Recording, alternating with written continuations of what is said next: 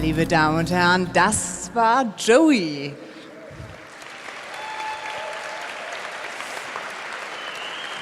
Das war der unvergleichliche Joey. Ich glaube, dieser kleine Galopp hier durch diese schöne Halle hat schon einen kleinen Vorgeschmack darauf geweckt, was uns erwartet, wenn dieses preisgekrönte, hochgelobte und tief bewegende Stück endlich zu uns nach Berlin kommt. Against all the songs you can sing, that someday you'll love and the next day you'll lose, and winter will turn into spring.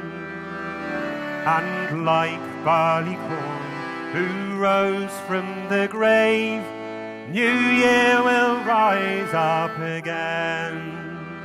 Till then, put your trust in tomorrow, my friend, for yesterday's over and done. And the snow falls, the wind calls, the year turns round again. And like barley corn who rose from the grave, New Year will rise up again. Ja, jetzt darf ich drei der ganz wesentlichen Köpfe hinter dem Stück auf die Bühne bitten und wir werden von ihnen einfach mehr erfahren, wie es alles dazu kam.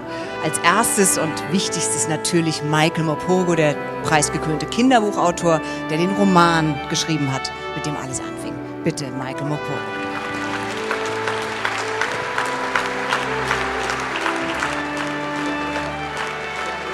Ich bitte auch auf die Bühne den Executive Director des berühmten National Theatre Great Britain, Nick Starr, der seit 2002 für Besucherrekorde sorgt.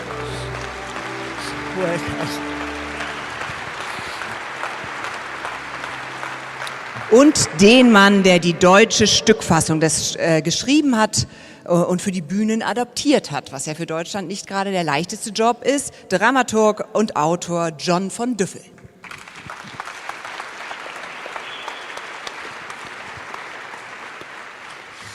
Ja, wir haben uns überlegt, es ist eigentlich das Einfachste und auch das Beste, wenn der Autor selber sagt, wie es dazu kam und wie es alles anfing.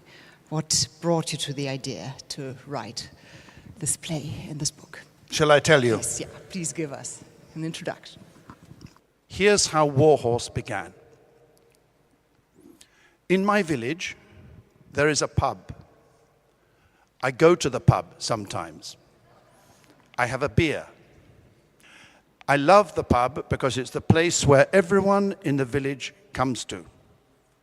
I knew when I moved there 35 years ago that in the village there were 3 old men who had been as soldiers to the First World War and come back. After a year or two, I went to the pub and I was sitting there in front of the fire, as I said, having a little beer. And one of these old men comes in and sits down. And I said to him, "Hello?" He said, "Hello." They don't speak much in Devon. We just say hello. And then I thought, ask him, Michael, ask him. He told me many things, most of them deeply sad and horrible. But one thing he told me touched my heart. He said that as a 17-year-old soldier, like all his friends, he was terrified all the time. And the one thing you couldn't talk about to your friends was your fear.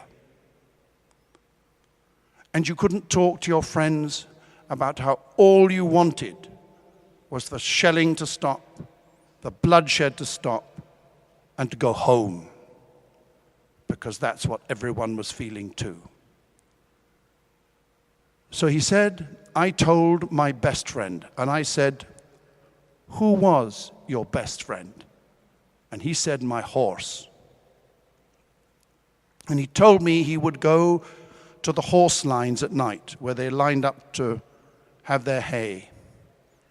And he would stand there, and he'd put his hand on the neck of his horse, and he'd tell that horse all the things that he couldn't tell his friends, his human friends. And he said the horse felt to me like warm velvet. And then he said something which was extraordinary. He said, I know you think I'm a bit sentimental, but I'm telling you, that horse listened. That horse may not have understood everything, of course not. But that horse knew I needed his friendship. I was so touched by this conversation.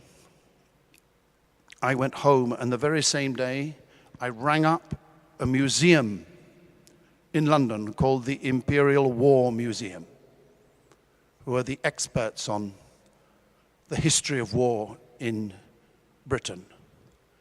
And I said on the phone, do you know how many horses died in the First World War? And they said, well, we do know that about 1 million went from Britain to France and Belgium. And I said, yes, but do you know how many came back? And he said, yes, that we know exactly. It was 65,000. So I did the sums in my head, as you were doing. And what came out of these sums was this, that the horses and the men from my country died in the same numbers. In my country, we lost nearly 1 million men. In your country, a lot more. I calculated because I knew that in the whole of the First World War, around about 10 million soldiers died. So about 10 million horses died. And then I'm thinking, how did they die? Well, they died the same way as the men. They were blown up by shells. They were drowned in the mud. They were machine gunned. They died of exhaustion. In other words, horse and man suffered together. And as a writer, a story maker, I thought to myself, I need to write a story of one of those horses. But here's the thing. I didn't want to write a story from the British side, or the French side, or the German side, or the Belgian side, or the American side, or the Canadian side. I wanted somehow to write a story, if I could, of the universal suffering in that war. And so I thought, tell it through the eyes of the horse. My horse, Joey, I called him. You've seen him. Leaves my village, sold to the army from a farm. Joins up with the British cavalry, listens, gets to know and love the British soldiers he's with, goes across the sea and is captured by the German army, gets to know those soldiers and love them too, gets to winter on a French farm over whose country this is all being fought, gets to know them too. I thought you could do that, but only if the horse tells the story. Well, horses don't write stories.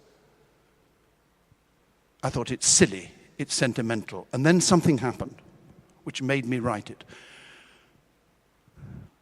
The children who come down to the farm live in a big, big house, just down the road from where I live.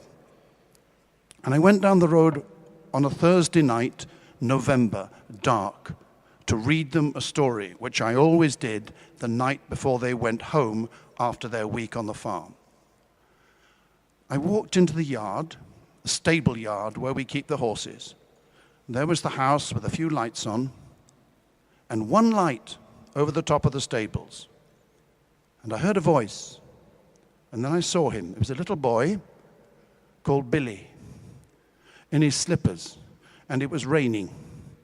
And I was about to say to him, "Billy, go inside," when I remembered something about Billy, which the teachers had told me 5 or 6 days before. They had said, "This boy is so nervous, so frightened, he doesn't speak. He hasn't spoken in 2 years in school." They had asked me not to ask him any questions, not to make him answer. So I hadn't. I just watched him all week. And he never said a word to his friends, to anyone.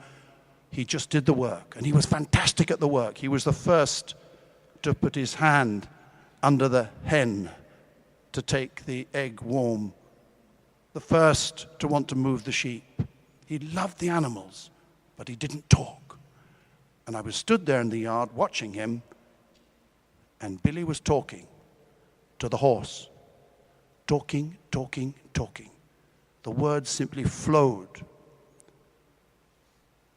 I went and fetched the teachers. I said, "You have to come to see this. Billy is talking to the horse." So we all stood there, 4 of us in the darkness, listening to Billy tell that horse everything he'd done on the farm that day. Of course, I was very moved. Of course I was. It seemed like a miracle. And then I noticed something else, that the horse knew it was special. She stood there, and I could see her muscles in her neck and her ears. Everything was listening to this child. She knew she had to stand there and be his friend. And then I knew it wasn't sentimental. Then I knew you could tell the tale of Joey that way. So I wrote it. And then what happened is the book came out, and it wasn't at all successful. It sold maybe 1,000 copies a year, maximum. And then what happens?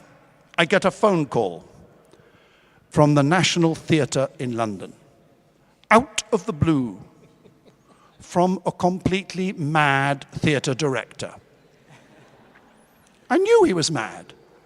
He said, "Michael, my mother told me to read a book that you've written called Warhorse, and I always do what my mother says. So I read your book, Warhorse, and it so happens I think it could make an extraordinary play with puppets." I said, "Puppets?" He said, "Yes, puppets." That when he said, "Come up to London and I will show you the work of handspring puppets and you will be convinced," I went up and I saw just a video of a giraffe walking across some workshop floor somewhere. And just looking at this creature, this spirit of giraffe, brought tears to my eyes. And I thought, yes, maybe this could happen. Maybe it could work. And 2 years later, there I was in the theater, sitting there. And that puppet came on stage. And I could feel 1,000 people all around me, completely focused on this little creature, and then following the journey of this creature through the story. Because finally this story, although it's called War Horse, it's not about war. It's about reconciliation. It's about how men and women in that war and all wars suffer the same. I have to say one last thing. After a year at the National Theatre, I had a conversation with the great theatre director, Sir Nicholas Heitner. And I said to him, what I really want is this play in 2014 to be in Berlin, London, and if possible, Paris. well it might happen. Thank you very much.